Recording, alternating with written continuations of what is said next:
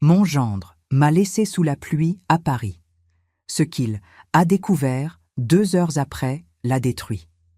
Avant de commencer, si cette histoire vous touche, n'oubliez pas de vous abonner à la chaîne, de laisser un like et de commenter d'où vous nous écoutez.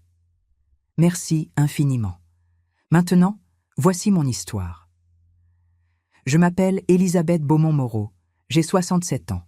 Et ce soir, sous la pluie battante du boulevard Haussmann, je viens de comprendre quelque chose que j'aurais dû accepter il y a 10 ans. Mes enfants ne m'ont jamais vraiment aimé. Il est 22 heures passées. L'eau froide traverse mon manteau beige bon marché, celui que j'ai acheté aux Puces de Saint-Ouen il y a 3 ans. Mes cheveux gris collent à mon visage. Je sens l'arthrose dans mon genou gauche qui pulse à chaque battement de cœur. Le train de Lyon avait 2 heures de retard à cause d'un incident technique. J'ai appelé Amélie, ma fille, pour la prévenir. Elle m'a dit « Ce n'est pas grave, maman, viens quand tu arrives. » Mais maintenant, debout devant l'interphone du numéro 47, j'attends depuis 7 minutes qu'on me réponde. J'appuie à nouveau sur le bouton. 1 fois, 2 fois, 3 fois. Enfin, un grésillement. Qui est-ce? La voix de Marc, mon gendre, irrité, fatigué. Marc, c'est moi. Elisabeth. Un soupir audible à travers l'appareil. Maintenant, il est 22 heures. Le train de Lyon a eu du retard. Amélie m'a dit que je pouvais venir. Attends là. L'interphone se tait. Je reste immobile, l'eau ruisselant dans mon cou. Un couple passe sous un grand parapluie noir. Il me regarde brièvement, puis détourne les yeux. Personne ne s'arrête jamais pour les vieilles femmes trempées. 5 minutes passent, puis 10. La porte de l'immeuble ne s'ouvre toujours pas. Finalement, Marc descend. Je le vois à travers la porte vitrée. Il porte un pull en cachemire gris, un pantalon de costume. Ses cheveux sont parfaitement coiffés. Il reste sous la marquise de l'entrée, n'ouvrant pas la porte complètement. Juste assez pour que sa voix passe. « Écoute, Elisabeth, ce n'est vraiment pas le bon moment. » Mais Amélie m'a dit « Amélie dort. Les enfants sont malades. On a une journée difficile demain. » Il croise les bras. « Tu ne peux pas rester ici ce soir. » Mon cœur se serre. Je n'ai nulle part où aller. Tous les hôtels près de la gare étaient complets. Marc soupire, et ce qu'il dit ensuite me frappe comme un coup de poing dans l'estomac. « Vieille, prends un taxi. Il n'y a pas de place pour toi ici. » Le mot résonne. Vieille, pas belle-mère, pas Elisabeth. Vieille, il ne me laisse même pas répondre. La porte se referme. Le clic de la serrure automatique retentit comme un jugement final. Je reste là, sous la pluie qui redouble d'intensité. Les lumières des appartements au-dessus brillent chaleureusement. Je vois des ombres bouger derrière les rideaux. Des familles, des vies, des endroits où je ne suis pas la bienvenue. Pendant un moment, je ne bouge pas. Je ne pleure pas non plus. Je suis au-delà de ça. Il y a quelque chose qui se brise en moi, mais c'est silencieux, propre, définitif. Ma main tremblante, pas de froid, mais de quelque chose de bien plus profond, sort mon téléphone de la poche de mon manteau. L'écran est embué. J'essuie avec ma manche mouillée. Je cherche un contact que je n'ai pas utilisé depuis des mois. Bernard Fontaine. Privé, j'hésite. Mon doigt plane au-dessus du nom. Si j'appelle ce numéro, tout change. 10 ans de mensonges, de silence, de sacrifice. Tout sera révélé. Est-ce que je suis prête? Je lève les yeux vers la fenêtre du 3e étage. La lumière de l'appartement d'Amélie et Marc. Ma fille dort là-haut, inconsciente que sa mère se tient dehors comme une mendiante. Quelque chose en moi se durcit. J'appuie sur le bouton d'appel. 2 sonneries. 3. Puis une voix masculine, cultivée, inquiète. « Madame Beaumont ?» Il utilise mon nom de jeune fille, celui que personne dans ma famille ne connaît vraiment. Il est plus de 22 heures. Tout va bien? Non, Bernard. Ma voix est calme, étrangement calme. Tout ne va pas bien. J'ai besoin que tu envoies la voiture, maintenant. Où êtes-vous? Boulevard Haussmann, numéro 47. Un silence. Puis, j'arrive dans 15 minutes. Madame, qu'est-ce qui s'est passé? Ce qui devait arriver, Bernard. Ce qui devait inévitablement arriver. Je raccroche. 15 minutes. Je peux tenir 15 minutes de plus. Un taxi passe, ses phares balayant le trottoir mouillé. Il ne s'arrête pas. Un homme sort du numéro 49 avec son chien. Il me jette un regard curieux, puis rentre rapidement. Le chien aboie une fois dans ma direction. Je ferme les yeux. Les souvenirs affluent, que je le veuille ou non. 10 ans plus tôt. Le bureau de maître Bernard Fontaine, avenue Montaigne. J'avais 57 ans. Je venais de perdre mon mari, Jean-Pierre, d'une crise cardiaque brutale. Jean-Pierre Moreau, un homme bien, un professeur de littérature à la Sorbonne. Nous nous étions rencontrés quand j'avais 28 ans, après que j'ai décidé de quitter le monde dans lequel j'étais né. Madame Beaumont, avait dit Bernard ce jour-là, ses lunettes reflétant la lumière du lustre en cristal au-dessus de nous. Vous êtes certaine de cette décision ? J'avais signé les documents devant moi. Des documents qui cachaient mon identité, qui transféraient la gestion de ma fortune à un trust discret, qui me permettait de vivre comme une veuve ordinaire, avec une pension modeste. Mon mari m'a épousée pour mon nom, avais-je dit doucement. Il l'a avoué sur son lit de mort. 39 ans de mariage, Bernard, et tout était construit sur un mensonge. Vos enfants. Je veux qu'ils m'aiment pour qui je suis, pas pour ce que je possède. Bernard avait hoché la tête, bien qu'avec réticence. Et s'il ne découvre jamais ? J'avais souri tristement. Alors je mourrais en sachant que j'ai été aimé, même si c'était pour la mauvaise personne. Retour au présent. Mes yeux s'ouvrent. La pluie a légèrement diminué, se transformant en une bruine fine et pénétrante. 10 ans. 10 longues années à jouer ce rôle. La veuve pauvre, la mère encombrante, la grand-mère qu'on invite par obligation. Et pendant tout ce temps, personne n'a jamais demandé. Personne n'a jamais dit « Maman, comment vas-tu vraiment ? De quoi as-tu besoin ? Qu'est-ce qui te rendrait heureuse ?» Au loin, j'entends le ronronnement distinctif d'un moteur puissant. Une Rolls-Royce fantôme noire tourne au coin de la rue de Courcelles. Elle glisse silencieusement sur l'asphalte mouillé, ses phares découpant la brume comme des lames de lumière. Le véhicule s'arrête directement devant moi, précis au centimètre près. La portière conducteur s'ouvre. Bernard Fontaine descend. Il a 62 ans, les cheveux argentés impeccablement coiffés, un costume 3 pièces sous un pardessus en laine. Il ouvre un grand parapluie noir et s'approche rapidement. « Madame Beaumont !» Sa voix est remplie d'une inquiétude sincère. « Vous êtes trempée. » Il me tend le parapluie, mais c'est trop tard. Je suis déjà complètement mouillé. « Ça va, Bernard ?» Je lève les yeux vers l'immeuble, vers la fenêtre du 3e étage. Quelqu'un se tient là. Une silhouette masculine derrière le rideau. Marc. Il observe. Bon, qu'il observe. Bernard ouvre la portière arrière de la Rolls-Royce. L'intérieur sent le cuir fin et le bois précieux. Une couverture en cachemire est déjà disposée sur le siège. « Madame, permettez-moi. » Il m'aide à monter avec la déférence qu'il a toujours montrée. Même quand je lui ai demandé, il y a 10 ans, de ne plus m'appeler « Madame » en public. Je m'installe sur le siège. La chaleur du chauffage m'enveloppe immédiatement. Bernard referme doucement la portière et contourne le véhicule pour reprendre sa place au volant. Nous démarrons en silence. Je regarde par la fenêtre teintée. Marc est maintenant sur le balcon, malgré la pluie. Il fixe la voiture. Même de cette distance, je peux voir son expression. Choc, confusion, début de panique. « Où souhaitez-vous aller, madame ?» demande Bernard, ses yeux me cherchant dans le rétroviseur. « À la maison, Bernard, à Neuilly. » Un silence. « Vous êtes certaine ?» ?»« Absolument certaine. » Ma voix ne tremble plus. C'est terminé. Les 10 ans d'expérience sont terminés. Bernard hoche la tête lentement et oriente la voiture vers l'ouest. Les lumières de Paris défilent. Nous passons devant l'Arc de Triomphe, illuminé et majestueux. Touristes et Parisiens marchent sur les Champs-Élysées, abrités sous leurs parapluies. La vie continue, indifférente aux petits drames personnels. Puis-je demander ce qui s'est passé ? Bernard rompt finalement le silence, alors que nous traversons le pont de Neuilly. Mon gendre m'a laissé sous la pluie. Ma fille dormait, ou prétendait dormir. Il m'a dit qu'il n'y avait pas de place pour moi. Je marque une pause. Il m'a appelée vieille. Bernard serre le volant plus fort. Je vois ses jointures blanchir. Madame, je suis profondément désolé.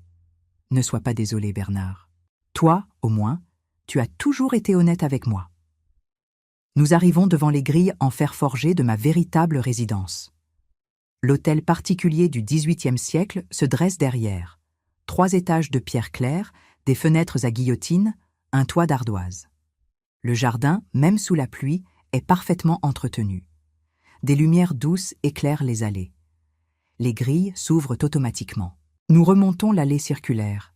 La fontaine centrale, 3 dauphins en bronze, continue de couler malgré l'heure tardive. Bernard arrête la voiture devant le perron. Avant qu'il ne puisse descendre, je pose ma main sur son épaule. Merci, Bernard, pour tout, pour ces 10 ans de discrétion. C'est moi qui vous remercie, madame. Pas beaucoup de personnes auraient le courage de faire ce que vous avez fait. Le courage ? Je ris amèrement. Ou la stupidité ? Le courage ? Répète-t-il fermement. Définitivement le courage. Je descends de la voiture. L'air nocturne est plus frais ici, à Neuilly, plus propre. La pluie s'est presque arrêtée, juste une légère bruine maintenant. Mathilde, ma gouvernante depuis 25 ans, ouvre la porte d'entrée. Elle a 68 ans, 1 an de plus que moi, avec des cheveux blancs tirés en chignon serré. Son visage s'illumine quand elle me voit, puis se décompose quand elle réalise mon état. « Madame Élisabeth, vous êtes trempée. Que s'est-il passé ?» « Une longue histoire, Mathilde. Je te raconterai demain. » Je monte les marches. « Prépare-moi un bain chaud, s'il te plaît, et du thé, beaucoup de thé. » « Tout de suite, madame. » J'entre dans le hall principal. Le sol en marbre blanc reflète la lumière du lustre vénitien. L'escalier en acajou courbe gracieusement vers les étages supérieurs. Des tableaux de maîtres, un Monet, 2 Renoir, un Degas, ornent les murs. C'est chez moi. Ça l'a toujours été. Depuis que mon père, Henri Beaumont, est mort il y a 40 ans et m'a tout laissé. L'empire textile, les propriétés, les investissements. Mais pendant 10 ans, j'ai prétendu que cet endroit n'existait pas. J'ai vécu dans un appartement modeste à Montmartre, 2 pièces au 5e étage sans ascenseur. J'ai fait mes courses au marché. J'ai pris le métro. J'ai accepté les vêtements d'occasion qu'Amélie me donnait avec condescendance. Tout cela pourquoi ? Pour découvrir que même pauvre, même humble, même effacé, je n'étais toujours pas assez pour mes propres enfants. Je monte lentement l'escalier, ma main glissant sur la rampe en bois poli. Chaque marche me rapproche de qui je suis vraiment. Chaque marche m'éloigne de la femme que j'ai prétendu être. À l'étage, je passe devant la galerie de portraits familiaux. Mon père, sévère mais juste, dans son costume de 1960. Ma mère, Vivienne, décédée quand j'avais 12 ans, dans sa robe de bal. Et moi, à 25 ans, juste avant de rencontrer Jean-Pierre. Je portais une robe Dior. Mes cheveux étaient noirs alors, pas gris. Mes yeux brillaient d'espoir. Cette jeune femme dans le portrait ne savait pas encore ce qui l'attendait. Elle ne savait pas qu'elle épouserait un homme qui ne l'aimait que pour son nom. Elle ne savait pas qu'elle aurait 2 enfants qui la traiteraient comme un fardeau.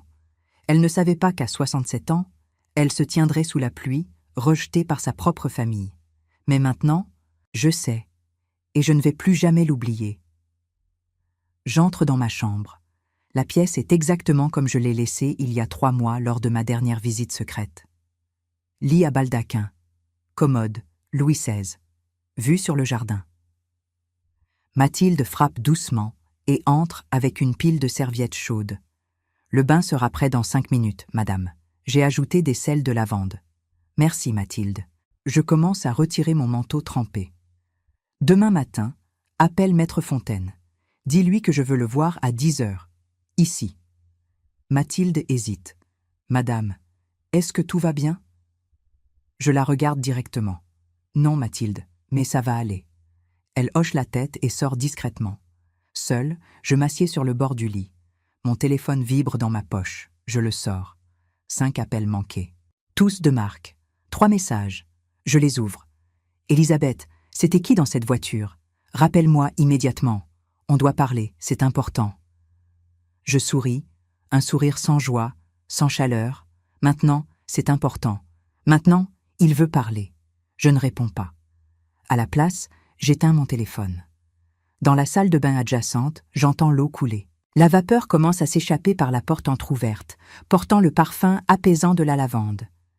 Je me déshabille lentement, laissant mes vêtements mouillés tomber en tas sur le sol. Dans le miroir en pied, je me vois. Une femme de 67 ans, des rides autour des yeux, des mains marquées par le temps, un corps qui a porté 2 enfants, qui a connu l'amour et la trahison, la richesse et l'humiliation volontaire.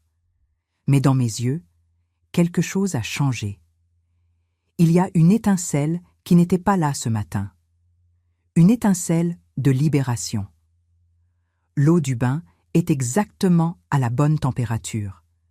Je m'y glisse lentement, sentant la chaleur envelopper mon corps endolori. L'arthrose dans mon genou proteste d'abord, puis se calme.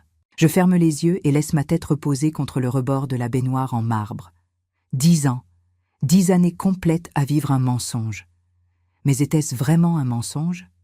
Non, c'était un test que mes enfants ont échoué de manière spectaculaire.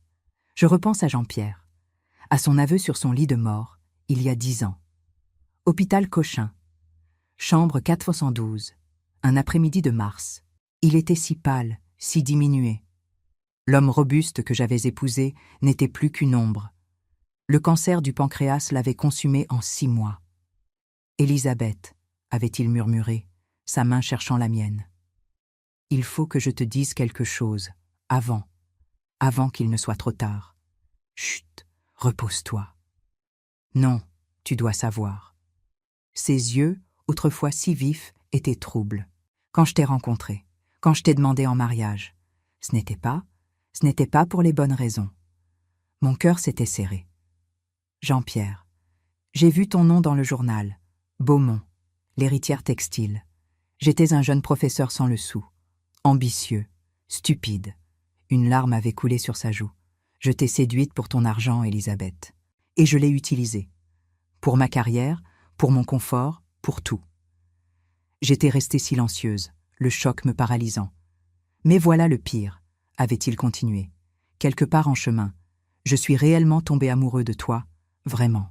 Et je n'ai jamais su comment te le dire, comment avouer que ça avait commencé par un calcul froid. Pourquoi me le dire maintenant? Parce que tu mérites la vérité. Parce que tu as toujours mérité mieux que moi. Il était mort 3 jours plus tard, et moi, j'étais restée avec cette révélation. 39 ans de mariage, 2 enfants, une vie entière construite sur un mensonge initial. Était-ce de l'amour ou de la manipulation? Les deux, peut-être. Mais cette ambiguïté m'avait hantée, et elle avait inspiré mon plan. De retour au présent, dans ma baignoire. Je voulais savoir, désespérément, est-ce que mes enfants m'aimaient pour moi? Ou étaient-ils comme leur père, incapables de voir au-delà du nom Beaumont?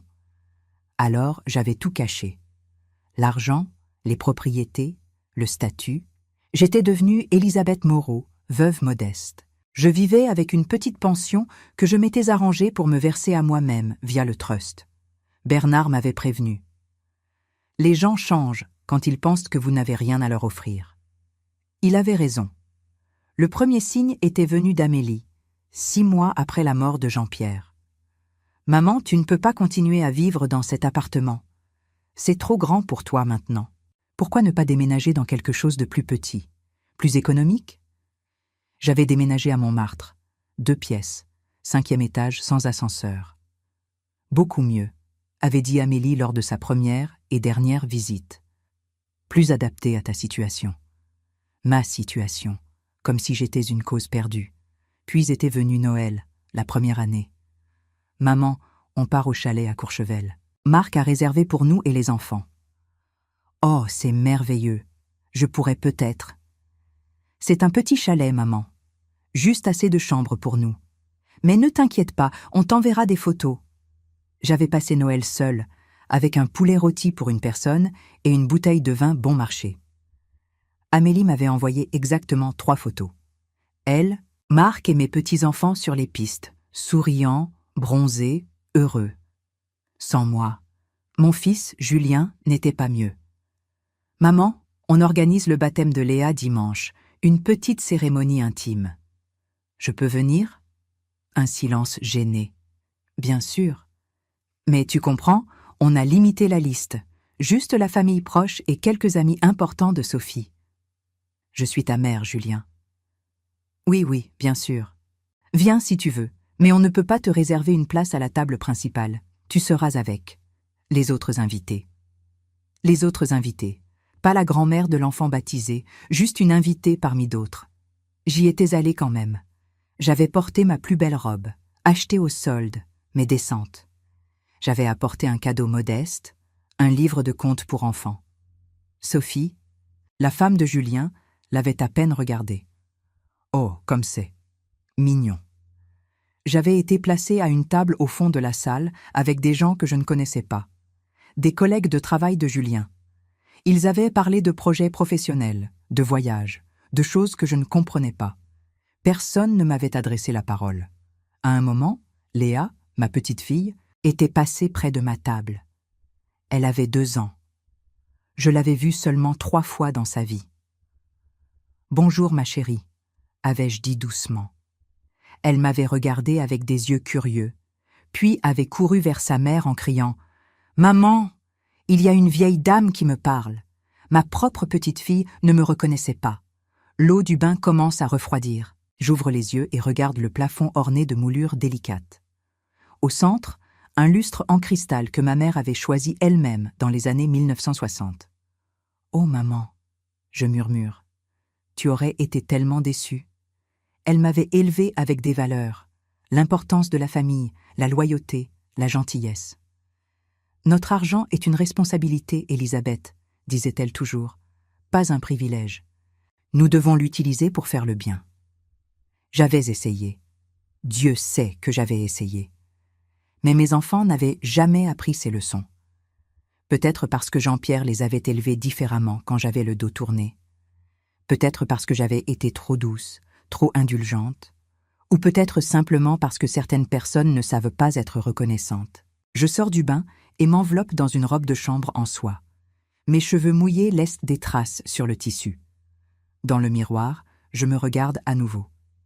Qui suis-je maintenant ? Élisabeth Beaumont, l'héritière que j'ai essayé d'enterrer ? Ou Élisabeth Moreau, la veuve humble que j'ai créée ? Ni l'une ni l'autre, je réalise. Je suis simplement Élisabeth. Une femme qui a appris une leçon difficile à 67 ans.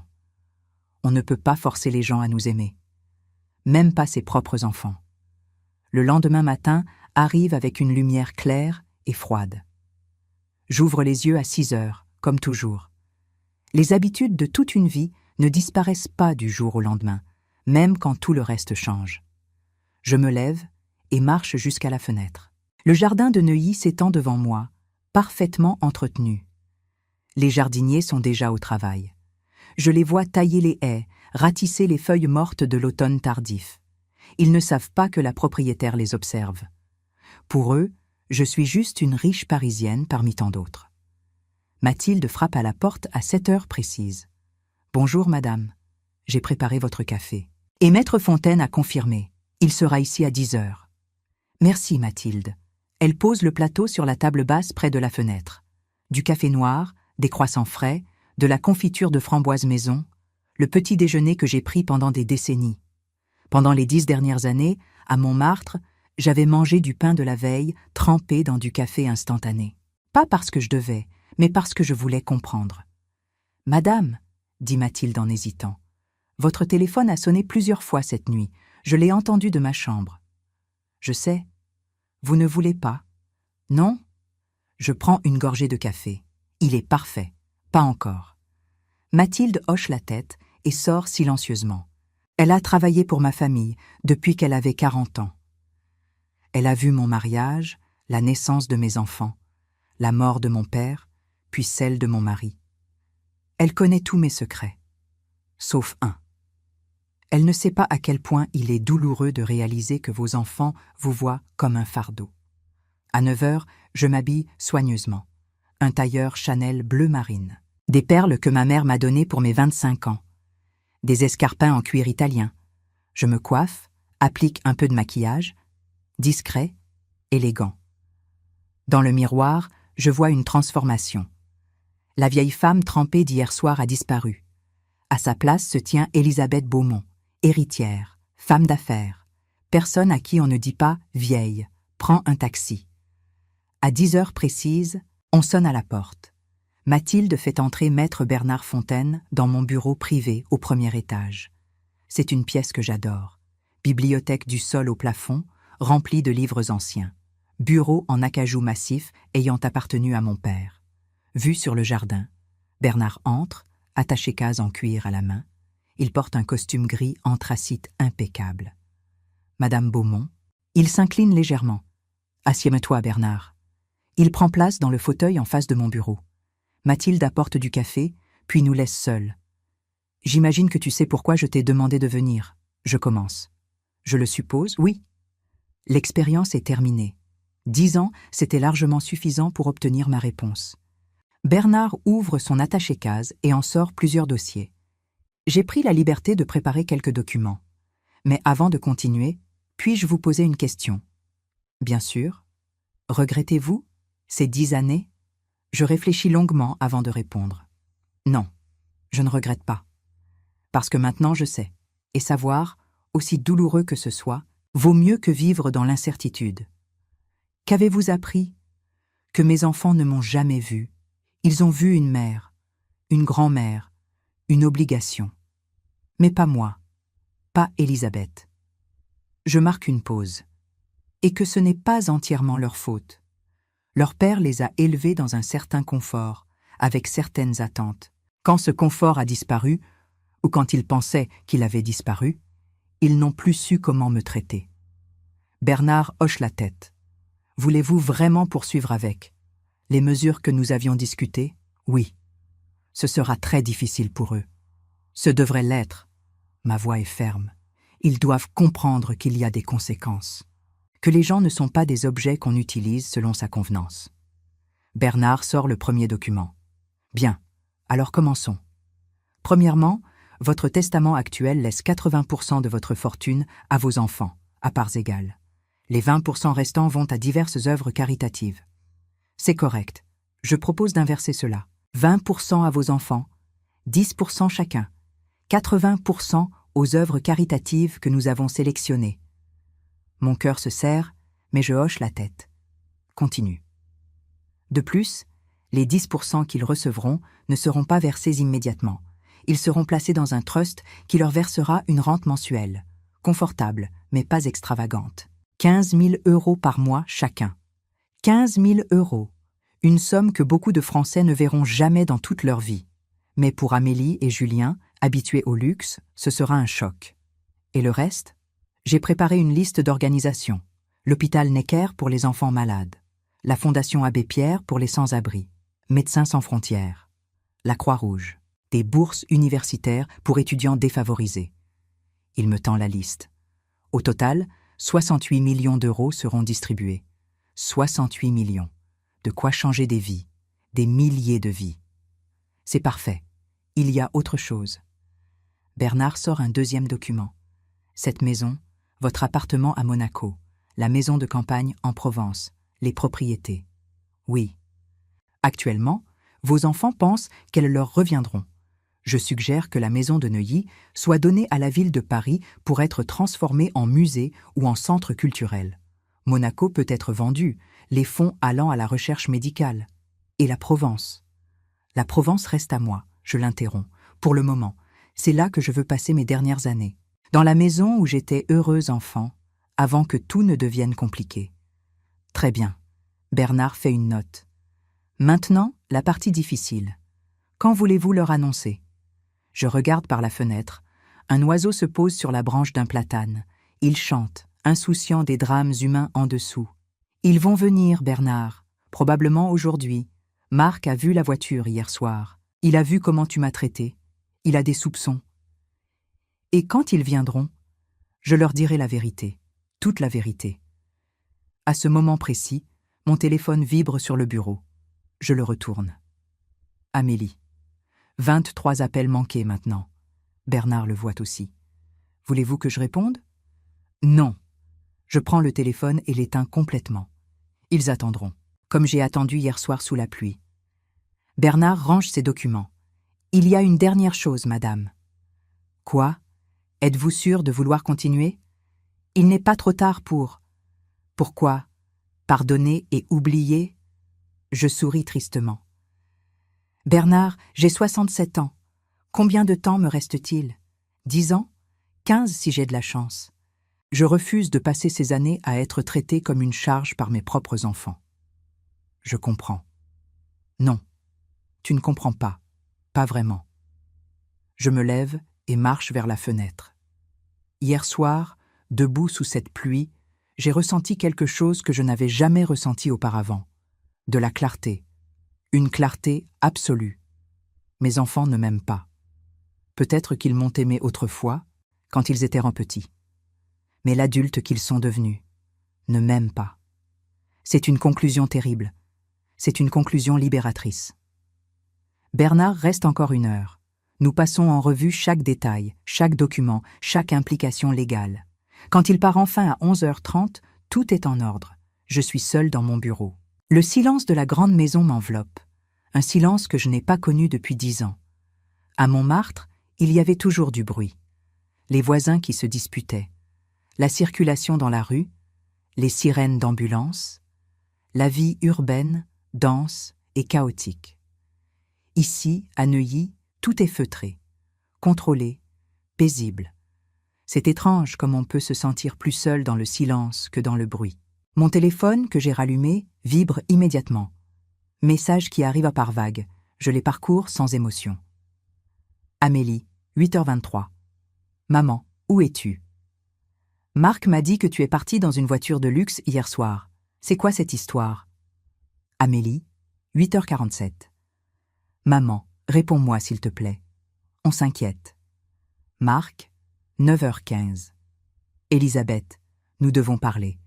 J'ai peut-être été un peu brusque hier soir. Rappelle-moi. Julien, 9h52. Maman, Amélie m'a dit que tu n'étais pas à Montmartre. Où es-tu? Tout va bien? Amélie, 10h34. Maman, réponds. On va appeler la police si tu ne donnes pas de nouvelles. La police. Comme si j'avais disparu. Comme si j'étais une vieille femme sénile qui s'était perdue. Je décide de répondre. Un seul message. Court. Précis. Je vais très bien. Je suis chez moi. Si vous souhaitez me voir, venez à cette adresse. 47 avenue du Maréchal Foch, Neuilly-sur-Seine. Demain, 10h. Soyez ponctuels. J'envoie le message simultanément à Amélie et Julien. Les réponses arrivent dans les secondes qui suivent. Amélie, quelle adresse? C'est tout ça? Ce n'est pas Montmartre. Julien, maman, je ne comprends pas. Tu habites où maintenant? Marc, via le téléphone d'Amélie. Avenue Foch, c'est l'un des quartiers les plus chers de Paris. Qu'est-ce qui se passe? Je ne réponds pas. J'éteins à nouveau le téléphone. Le reste de la journée passe dans une sorte de brume. Mathilde me sert le déjeuner. Une salade niçoise, du pain frais, un verre de vin blanc. Je mange seule dans la salle à manger, sous le regard des portraits de mes ancêtres. Mon arrière-grand-père, Auguste Beaumont, qui a fondé l'entreprise textile en 1889. Mon grand-père, Charles, qui l'a développé pendant l'entre-deux-guerres. Mon père, Henri, qui en a fait un empire. Et moi, Élisabeth, la dernière de la lignée. Celle qui n'a pas eu de fils pour transmettre le nom. Celle qui a vendu l'entreprise familiale il y a 20 ans, préférant investir dans des causes qui avaient du sens. « Pardon, papa », je murmure au portrait. « Je sais que tu voulais que je garde l'entreprise, mais je ne pouvais pas. Pas après avoir vu comment elle était gérée. Pas après les scandales de travail des enfants dans les usines asiatiques. » Mon père ne répond pas, évidemment.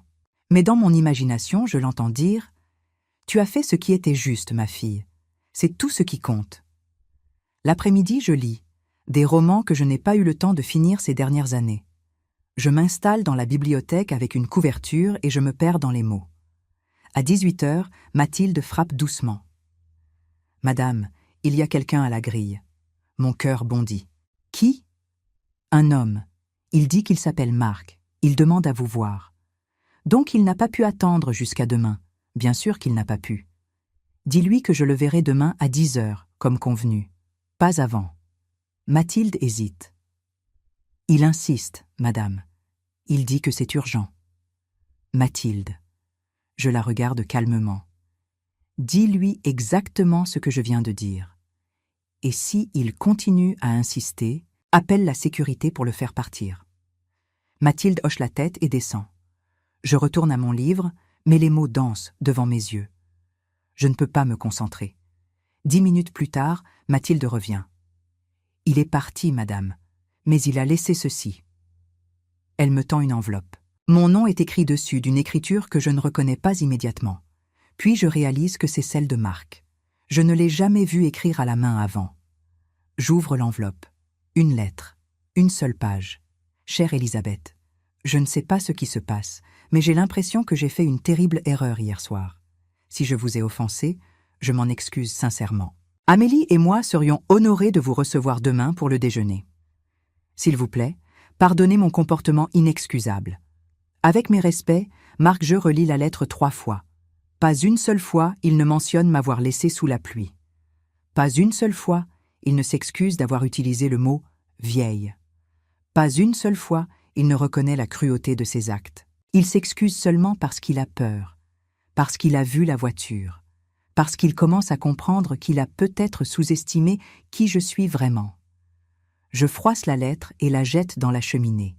Les flammes la consument en quelques secondes. « Madame ?»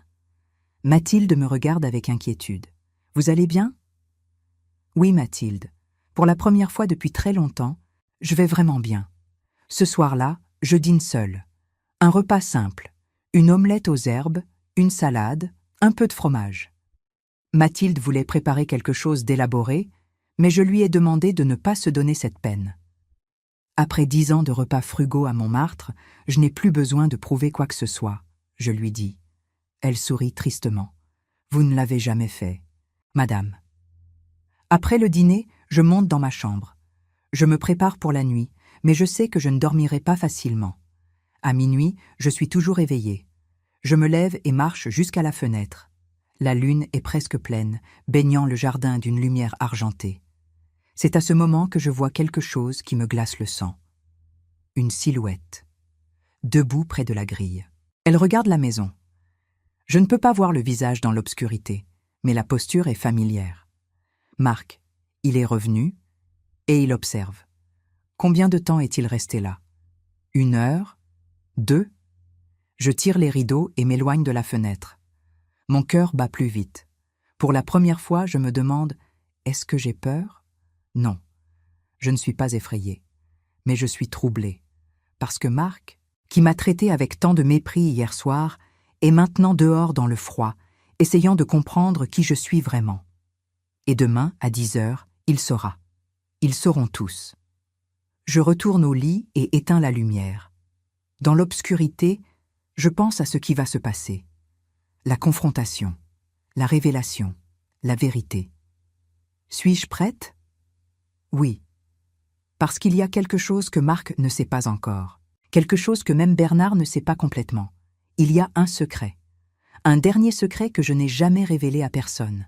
Et demain, quand mes enfants seront assis dans mon bureau, je leur dirai tout. Y compris pourquoi j'ai vraiment décidé de me cacher pendant 10 ans. La véritable raison. Celle que je n'ai jamais osé admettre, même à moi-même. Jusqu'à maintenant. Le matin arrive avec un ciel gris perle. Pas de pluie, mais une menace suspendue dans l'air. Je me réveille à 5h30, incapable de dormir plus longtemps. Je prends une longue douche chaude, laissant l'eau emporter les tensions de la nuit. Quand Marc était-il finalement parti? Je ne sais pas. Je n'ai pas regardé à nouveau par la fenêtre. À 8 heures, je suis déjà habillée. Un tailleur bordeaux cette fois. Plus autoritaire, plus sévère. C'est intentionnel. Mathilde me trouve dans le bureau, assise derrière le grand bureau en acajou, des documents étalés devant moi. « Vous n'avez pas pris de petit déjeuner, madame. »« Je n'ai pas faim. Vous devez manger quelque chose. » Elle a raison, évidemment. Je ne peux pas affronter cette matinée l'estomac vide. Du thé et des biscottes. C'est tout ce que je peux gérer. Mathilde apporte le plateau. Pendant que je bois mon thé, elle arrange discrètement la pièce. Elle place 3 chaises en face de mon bureau. 3 verres d'eau. Une carafe. « Vous pensez qu'ils viendront tous les 3 ?» demande-t-elle. « Amélie et Marc certainement. Julien. Je ne sais pas.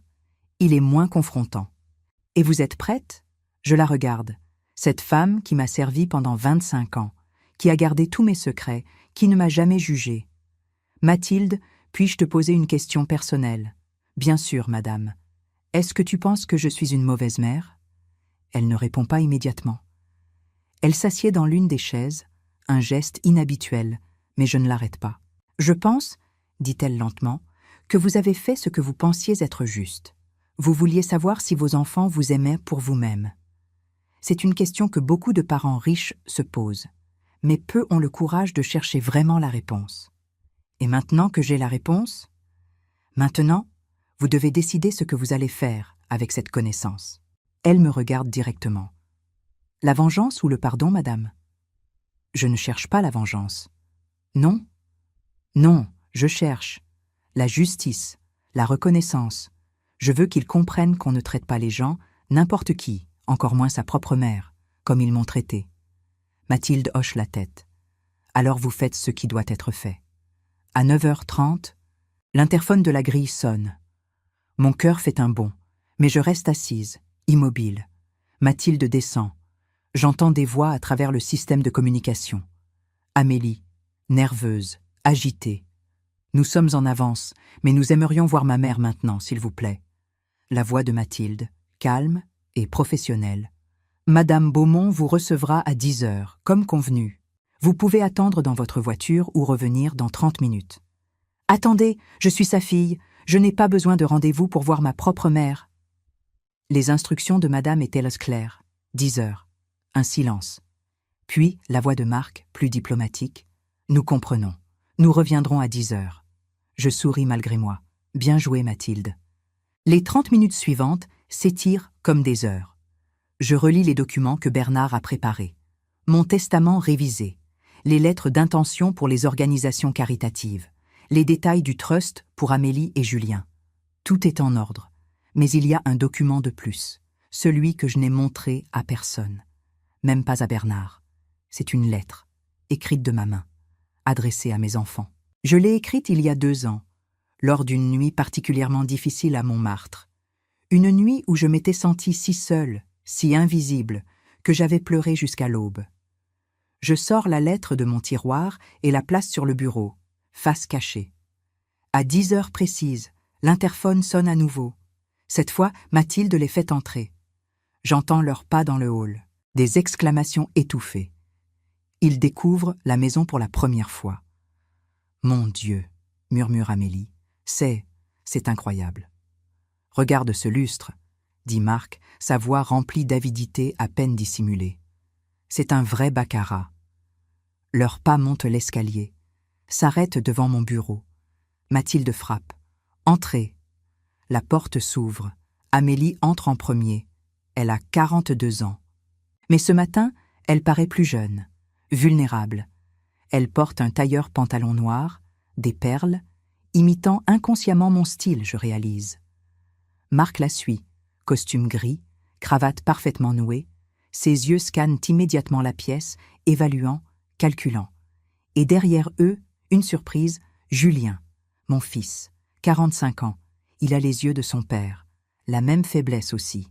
Il reste debout, incertain. « Asseyez-vous », je dis calmement. Il s'exécute. 3 adultes qui ressemblent soudainement à des enfants convoqués chez le directeur. Le silence s'installe, lourd, oppressant. Amélie le brise en premier. « Maman, qu'est-ce que... je veux dire, cette maison ?» Cette maison appartient à la famille Beaumont depuis 1892. Je l'interromps. Mon arrière-grand-père l'a achetée avec les premiers profits de son entreprise textile. Mais tu n'as jamais. Tu vis à Montmartre. Non, Amélie. J'ai vécu à Montmartre. Pendant 10 ans. Avant cela, et maintenant à nouveau, je vis ici. Marc se penche en avant. Élisabeth, je pense qu'il y a eu un terrible malentendu. Il n'y a eu aucun malentendu. Ma voix est glaciale. Hier soir, tu m'as laissée sous la pluie, tu m'as appelée vieille et tu m'as dit qu'il n'y avait pas de place pour moi. C'était très clair. Il pâlit. J'étais fatiguée, stressée, je n'aurais jamais dû. Non, tu n'aurais jamais dû, mais tu l'as fait. Et ce n'était pas la première fois que j'ai été traitée comme un fardeau par ma propre famille. Julien prend finalement la parole. Maman, on ne savait pas. On pensait vraiment que tu avais des difficultés financières. Vraiment? Je le regarde fixement. Même quand je vous ai dit que j'allais bien, même quand je refusais votre argent, le peu que vous offriez, vous pensiez que j'avais besoin de charité? Mais l'appartement à Montmartre, commence Amélie, était un choix, mon choix, pour mener une expérience. Quelle expérience? Marc demande, sa voix tendue. C'est le moment de vérité. Je voulais savoir, je dis lentement, si vous m'aimiez pour moi, pas pour mon argent, pas pour mon nom, mais pour qui je suis vraiment. Amélie secoue la tête. Maman, c'est ridicule. Bien sûr qu'on t'aime. Me laissez-vous finir? Ma voix claque comme un fouet. Elle se tait immédiatement. Il y a 10 ans, votre père est mort. Sur son lit de mort, il m'a avoué quelque chose. Je prends une profonde respiration. Il m'a épousée pour mon argent. Il me l'a dit clairement. Notre mariage entier était construit sur ce mensonge. Julien et Amélie échangent un regard choqué. Je ne vous ai jamais dit cela, parce que je ne voulais pas salir sa mémoire. Mais cela m'a hantée. Et cela m'a fait me demander, est-ce que vous, mes enfants, m'aimez vraiment? Ou suis-je juste? Utile? Maman. Julien commence, mais je lève la main. Alors j'ai fait disparaître l'argent, du moins en apparence. J'ai vécu simplement, modestement. Et j'ai attendu. J'ai attendu de voir comment vous me traiteriez. Les larmes commencent à couler sur le visage d'Amélie. Et vous savez ce que j'ai découvert? Personne ne répond. Que sans argent, je n'existais plus pour vous. Le silence qui suit mes mots est absolu. Même l'horloge antique dans le coin semble avoir cessé de tic-taquer. Amélie pleure maintenant ouvertement, ses mains tremblant sur ses genoux. Julien fixe le sol, incapable de me regarder. Marc est le seul qui essaie de garder une façade de contrôle, mais je vois sa pomme d'Adam bouger nerveusement quand il avale sa salive. Je ne vous raconte pas cela pour vous punir. Je continue, ma voix plus douce maintenant. Je vous le raconte parce que vous méritez de savoir la vérité, toute la vérité. Maman, dit Amélie d'une voix brisée, on ne savait pas. On n'a jamais voulu. Te faire sentir invisible? Je termine pour elle. Pas importante? Comme un fardeau? Elle hoche la tête misérablement. Mais c'est exactement ce que vous avez fait. Je sors une feuille de papier de mon tiroir. J'ai fait une liste. Voulez-vous l'entendre? Maman, s'il te plaît, supplie Julien. Non, vous allez écouter. Ma voix est ferme. Noël 2016. Vous êtes parti à Courchevel. J'ai passé Noël seul avec un poulet pour une personne. Amélie étouffe un sanglot. Le baptême de Léa, 2017. J'étais assise au fond de la salle avec des étrangers. Ma propre petite fille ne me connaissait pas. Julien ferme les yeux, la douleur évidente sur son visage. Mon 65e anniversaire, 2023. Amélie, tu as annulé notre déjeuner parce que tu avais rendez-vous au spa. Julien, tu as envoyé un message texte, 5 mots. Bon anniversaire maman, je t'embrasse. Marc essaie d'intervenir. Élisabeth, les gens sont occupés, ils ont des vies. Ne me parle pas de vies occupées. Je me lève brusquement, ma chaise raclant le parquet. J'ai élevé 2 enfants seuls après la mort de leur grand-père quand ils étaient petits. J'ai travaillé, j'ai géré une fortune, j'ai siégé dans des conseils d'administration et je n'ai jamais été trop occupée pour mes enfants. Ma voix résonne dans la pièce. Je me rends compte que je crie. Je me reçois, reprenant mon calme. Pardon, je murmure. Je ne voulais pas crier. Non, dit Julien doucement. Tu devrais crier, on le mérite. Ces mots, ces simples mots, me touchent plus que je ne veux l'admettre. Il y a quelque chose d'autre que vous devez savoir, je dis.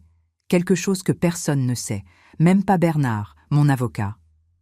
Ils attendent, tendus. Quand votre père est mort, je n'ai pas seulement découvert qu'il m'avait épousée pour l'argent.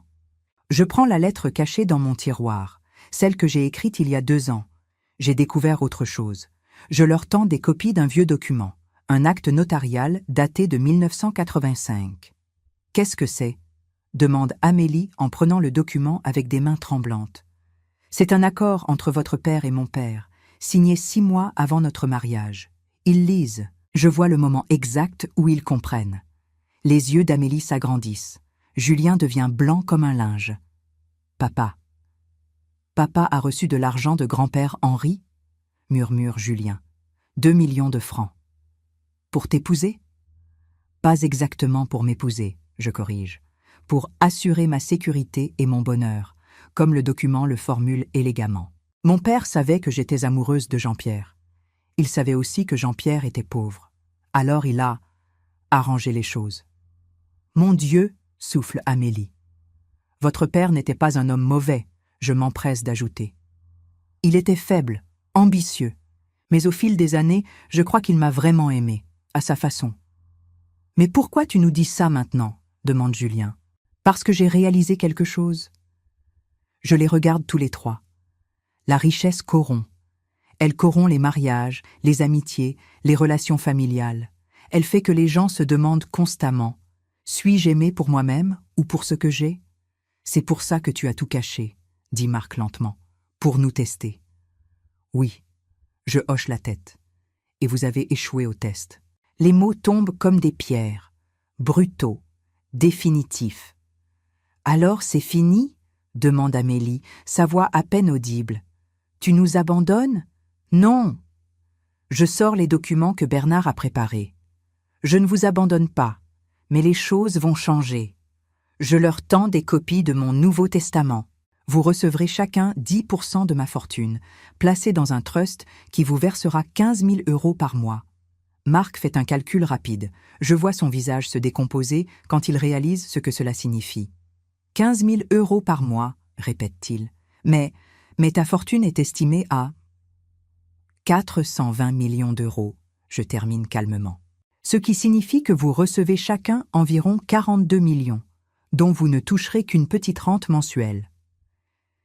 Et les autres 336 millions, demande Julien, même s'il connaît déjà la réponse. Vont à des œuvres caritatives, des organisations qui aident vraiment les gens, les enfants malades, les sans-abri, les étudiants défavorisés, les réfugiés. Tu ne peux pas faire ça! Marc se lève brusquement. C'est de l'argent familial, il doit rester dans la famille. Rassieds-toi, Marc, je dis froidement. Cet argent est le mien, pas le tien. Pas celui d'Amélie, le mien. Mon père me l'a laissé. Et je décide de ce qu'il en advient. Amélie dit quelque chose. Marc se tourne vers sa femme. C'est injuste. Après tout ce qu'on a fait pour elle. Qu'avez-vous fait pour moi exactement ? Je demande doucement. Dites-moi, Marc, qu'avez-vous fait ? Il ouvre la bouche, puis la referme, parce qu'il ne peut rien dire. Il n'y a rien à dire. Amélie pose une main sur le bras de Marc, le faisant se rasseoir, puis elle me regarde avec des yeux rouges et gonflés. « Tu as raison, maman, » dit-elle simplement. « On ne mérite pas plus. » Ces mots me surprennent. Je m'attendais à de la colère, des accusations, des justifications. Pas à ça. Amélie. Commence Marc, mais elle le fait taire d'un geste. Non, Marc, maman a raison, on l'a traitée terriblement. Elle se lève et s'approche de mon bureau. Je ne peux pas parler pour Julien ou pour toi, mais moi, j'ai été une fille horrible. Amélie, tu n'as pas besoin ? Si, j'ai besoin. Des larmes coulent librement maintenant. Tu te souviens quand j'ai eu mes jumeaux, Hugo et Emma ? Bien sûr. J'ai fait une dépression post-partum, sévère. Je ne pouvais pas sortir du lit, je ne pouvais pas m'occuper de mes bébés. Sa voix se brise. Qui est venu ? Qui est resté pendant 3 mois pour m'aider ? Qui a changé les couches à 3 heures du matin quand je pleurais dans la salle de bain ? Je ne dis rien. Elle sait que je connais la réponse. Toi, maman, toi, avec ton arthrose et tes finances limitées, tu es venue et tu as tout fait. Elle sanglote maintenant. Et comment je t'ai remercié ? En te donnant mes vieux vêtements à Noël l'année suivante ? Des vêtements que je ne voulais plus. Julien se lève aussi, s'approche lentement. Je me souviens quand Sophie m'a quitté la première fois, dit-il doucement. Il y a 5 ans, je buvais trop, je ne dormais pas, j'ai perdu mon travail. Je m'en souviens, je dis. Tu m'as prêté de l'argent, 20 000 euros. Tu as dit que c'était tes économies, tout ce que tu avais. Il rit amèrement. Je ne te l'ai jamais rendu. Je n'ai même jamais dit merci correctement. Je ne t'ai jamais demandé de me le rendre.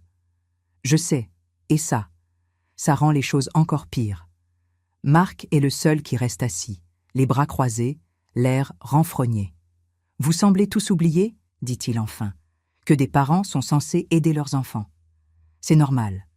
Ce n'est pas quelque chose qui mérite une médaille. Les mots de Marc flottent dans l'air comme du poison. Amélie et Julien se retournent vers lui, choqués. « Comment peux-tu dire ça ?» murmure Amélie. « Je dis la vérité, » répond Marc, se levant maintenant. « Oui, peut-être qu'on n'a pas été parfait. Mais Élisabeth non plus. Elle nous a menti pendant 10 ans. Elle a joué avec nous, nous a testés comme des rats de laboratoire. »« Marc, » commence Julien. « Non, laissez-moi parler. » Marc pointe un doigt vers moi. « Vous voulez savoir pourquoi je vous ai dit de prendre un taxi hier soir ? Parce que vous arrivez toujours sans prévenir. Vous débarquez quand ça vous arrange, sans penser que nous avons des vies, des emplois, des responsabilités. » J'avais appelé, je dis calmement. Amélie m'avait dit de venir. Elle était polie, elle n'allait pas dire non à sa mère. Marc fait les 100 pas maintenant.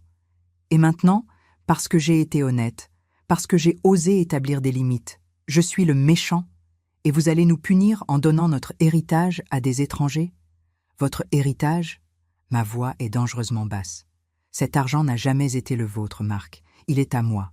Et même après ma mort, ce ne sera pas le vôtre. Vous êtes folle. Il rit sans humour. Complètement folle. Vous savez quoi ? Gardez votre argent. On n'en a pas besoin. On a très bien réussi sans vous. Vraiment ? Je sors un autre document. Parce que selon mes informations, vous avez contracté un prêt de 80 000 euros il y a 6 mois. Pourquoi déjà ? Ah oui, pour votre voiture. Une Porsche Cayenne. Marc pâlit. Et cette proposition d'affaires à Monaco dont vous parliez hier soir, celle qui nécessite 50 000 euros d'investissement initial.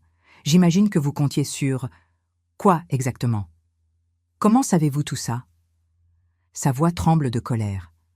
Parce que je ne suis peut-être pas dans votre vie quotidienne, Marc, mais je suis loin d'être stupide. J'ai des gens qui me tiennent informé. Vous nous espionnez ? Il est incrédule. Vous êtes complètement. Sors, dit soudainement Amélie. Nous nous tournons tous vers elle. Quoi ? Marc la regarde sans comprendre. Sors de cette pièce, maintenant. Sa voix est froide, contrôlée. Va attendre dans la voiture. Amélie, tu ne peux pas être sérieuse. Sors, crie-t-elle. Et nous sursautons tous. Tu as déjà fait assez de dégâts, va-t'en. Marc la regarde, bouche bée. Puis il regarde Julien, cherchant du soutien. Julien détourne les yeux. Finalement, Marc tourne les talons et sort, claquant la porte derrière lui. Le silence qui suit est assourdissant. Amélie se laisse tomber sur sa chaise, comme si toute son énergie l'avait quittée. « Je vais divorcer », dit-elle doucement. « Amélie, je commence. Je devrais l'avoir fait il y a des années. Mais j'avais peur d'être seule, peur de ne pas pouvoir m'en sortir financièrement. » Elle lève les yeux vers moi. « Mais maintenant je réalise. J'ai toujours été seule. Marc n'a jamais été un véritable partenaire. Il était juste, là. » Julien s'assoit à côté d'elle et prend sa main. « On est vraiment nuls comme enfants, hein ?» dit-il avec un rire triste. « Assez nuls, oui, » répond Amélie. Je les regarde, ces 2 adultes qui sont mes enfants, imparfaits, égoïstes parfois, mais pas irrémédiables. Il y a quelque chose d'autre que je dois vous dire. Je commence. La vraie raison pour laquelle j'ai fait tout cela. Ils attendent. Votre père m'a dit quelque chose d'autre avant de mourir. Quelque chose que je n'ai jamais répété à personne. Je prends une profonde respiration. Il m'a dit qu'il avait peur. Peur que vous deveniez comme lui. Que vous m'aimiez seulement pour ce que je pouvais vous donner, pas pour qui j'étais. Amélie commence à pleurer à nouveau. Il m'a fait promettre de vous tester d'une manière ou d'une autre, de m'assurer que vous compreniez la valeur de la famille, pas de l'argent. Je touche la lettre sur mon bureau, celle que j'ai écrite il y a 2 ans. Alors j'ai créé cette expérience. Je me suis caché. J'ai attendu. Et on a échoué, dit Julien. Vous avez échoué le premier test, oui. Je les regarde tous les deux. Mais maintenant, vous avez une chance de réussir le second. Quel second test ? Demande Amélie. Celui-ci, maintenant, ce moment. Je me lève et marche vers la fenêtre. Je viens de vous dire que vous n'hériterez presque rien, que des centaines de millions iront à des étrangers. Marc était furieux. Mais vous ? Je me retourne pour les regarder. Vous n'avez pas protesté. Vous avez accepté. Vous avez reconnu vos erreurs. Ma voix se brise légèrement. C'est plus que je n'espérais. Julien se lève et s'approche de moi. Maman, je ne veux pas de ton argent. Je le dis sincèrement. Ses yeux, les yeux de son père, sont honnêtes. Je veux juste ma mère, la vraie. Celle que je n'ai pas vue depuis que papa est mort. Moi aussi, dit Amélie, nous rejoignant. Je m'en fiche du testament, de l'héritage. Je veux juste réparer ce qu'on a cassé. Je les regarde tous les deux. Mes enfants, imparfaits mais présents. Alors voilà ce qui va se passer, je dis finalement. Le testament reste comme je l'ai dit. La majorité va aux œuvres caritatives. Vous recevez vos rentes. Ils hochent la tête, acceptant. Mais, je continue, vous avez 1 année, 12 mois, pour me prouver que vous avez vraiment changé, que vous comprenez vraiment ce qui compte. Et si on réussit ? Demande Amélie. Si vous réussissez. Je souris pour la première fois de la matinée. Alors peut-être que je reconsidérerai certains détails, pas tout, jamais tout, mais certains détails. Qu'est-ce qu'on doit faire ? Demande Julien. Rien d'extraordinaire, juste être présent, vraiment présent, dans ma vie, pas parce que vous devez, pas par obligation ou par culpabilité, mais parce que vous voulez. On peut faire ça, dit Amélie. On va faire ça. On verra. Je retourne à mon bureau et sors une dernière feuille. Il y a une condition supplémentaire. Laquelle ? Vous devez tous les deux faire du bénévolat. 6 heures par semaine. Dans des organisations qui aident les gens que vous n'avez jamais rencontrés. Les pauvres, les malades, les oubliés. Julien rit. Tu veux qu'on marche dans tes chaussures ? Exactement. Je veux que vous compreniez ce que c'est que d'être invisible. Ignoré. Traité comme si vous ne comptiez pas. Accepté, dit Amélie immédiatement. Accepté, répète Julien. Bien, je m'assois. Maintenant partez. J'ai besoin de temps seul. Ils hésitent, puis Amélie s'approche et fait quelque chose qu'elle n'a pas fait depuis des années. Elle m'embrasse sur la joue. Je suis désolée, maman, murmure-t-elle. Pour tout. Julien fait de même. Puis ils sortent, me laissant seule dans mon bureau. Je m'effondre dans ma chaise, soudainement épuisée. Cette confrontation m'a vidée de toute mon énergie. Mathilde entre discrètement avec du thé. « Comment ça s'est passé, madame ?»« Mieux que prévu ?» Je réponds. « Différemment que prévu. Vous leur avez pardonné ?»« Non, pas encore. Peut-être jamais complètement. » Je prends le thé chaud. Mais je leur ai donné une chance. C'est plus que beaucoup de gens font. Par la fenêtre, je vois Amélie et Julien marcher vers la grille. Marc est déjà dans la voiture, le moteur en marche. Je vois Amélie lui parler. Même de cette distance, je peux voir qu'elle est en colère. Elle pointe son doigt, fait des gestes brusques. Puis elle sort de la voiture. Marc descend sa fenêtre, criant quelque chose. Mais Amélie marche simplement vers la voiture de Julien et monte à l'intérieur. La Porsche de Marc démarre en trombe, disparaissant dans la rue. Amélie est restée. Les jours qui suivent sont étranges. Calme d'une manière que je n'ai pas connue depuis longtemps, mais aussi tendue d'anticipation. Amélie m'appelle le lendemain, puis le surlendemain. De vraies conversations. Pas seulement « Bonjour, comment vas-tu, au revoir ». Elle me raconte qu'elle a pris un avocat pour le divorce, que Marc refuse de quitter l'appartement, qu'elle dort chez son frère temporairement. Je ne savais pas que Julien et toi étiez si proches, je remarque lors d'une de nos conversations téléphoniques. On ne l'était pas, admet-elle. Mais depuis cette matinée chez toi, on parle, vraiment. On réalise qu'on a tous les deux. Ah, qu'on s'est perdu en chemin. C'est bien, je dis. La famille devrait se soutenir. Un silence. Puis, maman, est-ce que je peux venir te voir ce week-end? Juste toi et moi? Mon cœur fait un petit bond. J'aimerais beaucoup. Elle vient le samedi, sans les enfants, sans distraction. Nous nous promenons dans le jardin de Neuilly. C'est une belle journée de novembre. Froide, mais ensoleillée. Les feuilles mortes craquent sous nos pieds. C'est magnifique ici, dit Amélie, regardant autour d'elle. Je ne me souvenais pas. Enfin, je ne me souviens de rien de cet endroit. Tu avais 3 ans la dernière fois que tu es venu, juste avant que ton grand-père Henri ne meure. Pourquoi tu ne nous amenais jamais ici, quand on était enfant? Ton père ne voulait pas. Il disait que c'était trop ostentatoire, qu'il valait mieux élever les enfants plus, normalement. Mais il aimait l'argent, dit Amélie doucement. Il aimait ce que l'argent pouvait acheter, mais il détestait d'où il venait. Je m'assois sur un banc près de la fontaine. Ton père était compliqué, comme nous tous. Amélie s'assoit à côté de moi. Maman, puis-je te demander quelque chose? Quelque chose de personnel? Bien sûr. Est-ce que tu as été heureuse, avec papa, même après avoir découvert? Ce que tu as découvert?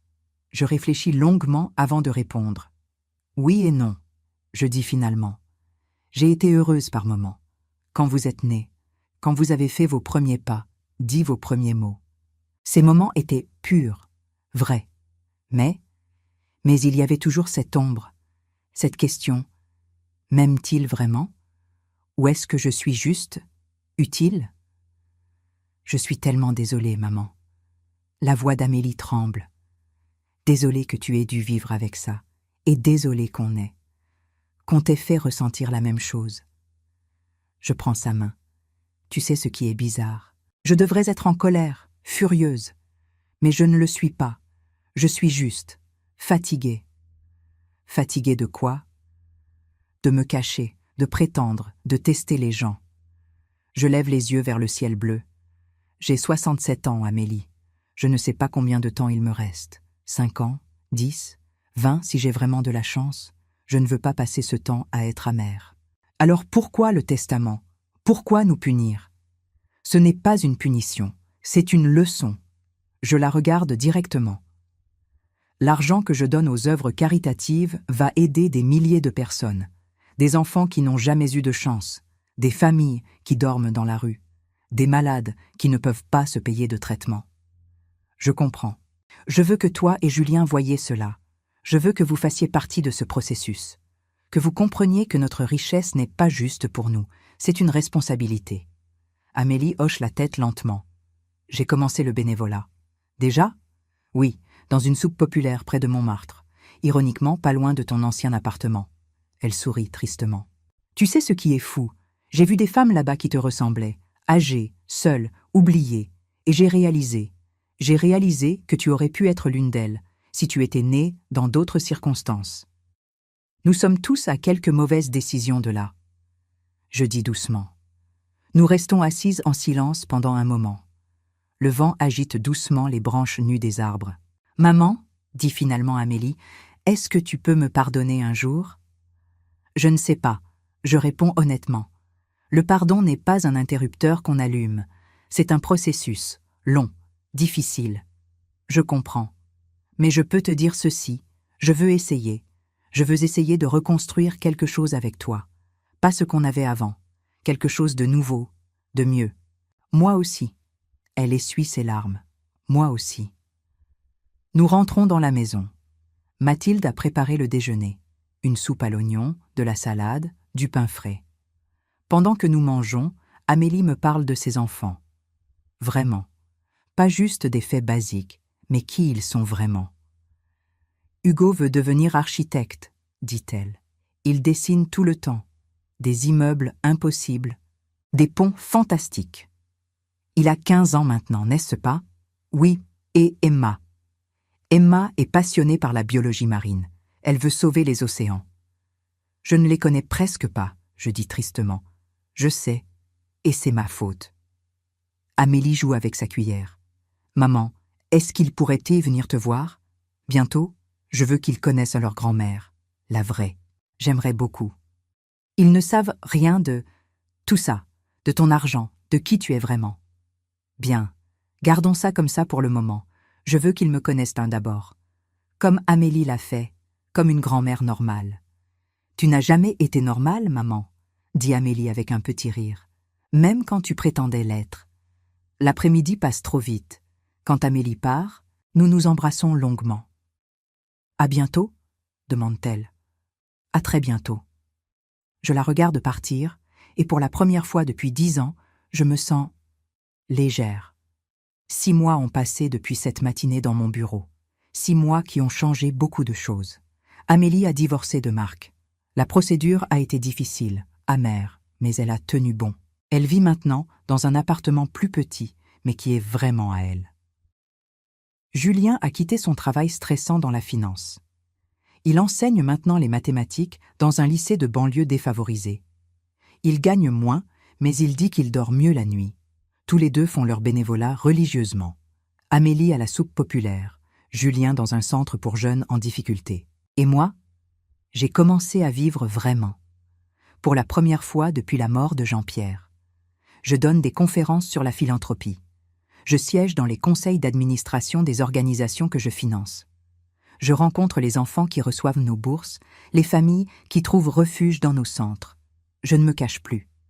Aujourd'hui, c'est un dimanche spécial. J'ai invité toute la famille à Neuilly pour le déjeuner. Amélie avec Hugo et Emma. Julien avec Sophie. Ils se sont remis ensemble, et cette fois, ça semble fonctionner, et leurs enfants Léa et Thomas. Mathilde a préparé un festin. La table de la salle à manger, qui n'avait pas servi depuis des années, est dressée avec la porcelaine fine et l'argenterie de famille. À 12h30, ils arrivent tous ensemble. Les enfants courent dans le jardin, émerveillés. Hugo prend des photos des proportions architecturales de la maison. Emma veut savoir si on peut installer un bassin à poissons. Nous nous asseyons pour déjeuner. C'est bruyant, chaotique, parfait.